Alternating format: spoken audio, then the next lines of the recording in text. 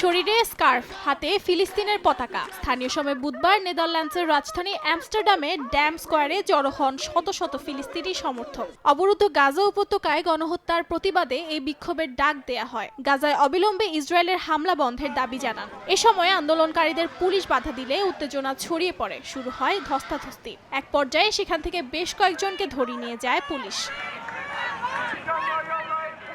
গেল সপ্তাহে মাকাবি Tel Aviv এবং আমস্টারডামের ফুটবল ম্যাচ দেখতে গিয়ে স্থানীয়দের হাতে ফিলিস্তিনের পতাকা দেখলে তা ছিঁড়ে ফেলে দেয় ইসরায়েলি সমর্থকরা। এ সময় মুসলিম বিরোধী স্লোগানও দেয় ইহুদিরা। ক্ষুব্ধ হয়ে পড়ে ফিলিস্তিনিরা। দুপক্ষের সংঘর্ষের ঘটনায় আমস্টারডামে সব ধরনের সভা সমাবেশ নিষিদ্ধ করা হয়। তবে নিষেধাজ্ঞা উপেক্ষা করে এদিন রাজপথে নামেন শত শত মানুষ। নেদারল্যান্ডসে চলমান উত্তেজনার মধ্যেই এবার ফ্রান্সে ইসরায়েলের সঙ্গে ফুটবল ম্যাচের আয়োজন করা হয়েছে। এর প্রতিবাদে বুধবার রাজধানী প্যারিসের রাস্তায় নামেন ক্ষুব্ধ জনতা। গাজায় ইসরায়েলি আগ্রাসনের মধ্যেই ফ্রান্সের সঙ্গে ইসরায়েলের এই ফুটবল ম্যাচ বয়কটের ঘোষণা দেন তারা।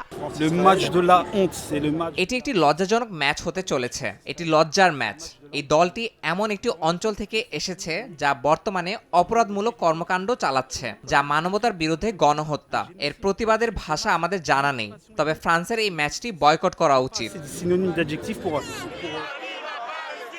এর আগে ইসরায়েলকে সমর্থন করে এমন ডানপন্থী ব্যক্তিদের নিয়ে ফ্রান্সের তরফ থেকে নৈশভোজের আয়োজন করা হয়, যার ঘোর নিন্দা জানায় বিক্ষোভকারীরা। জানা গেছে ইসরায়েলি সামরিক বাহিনীর তহবিল সংগ্রহের উদ্দেশ্যে আয়োজন করা হয় এই নৈশভোজের।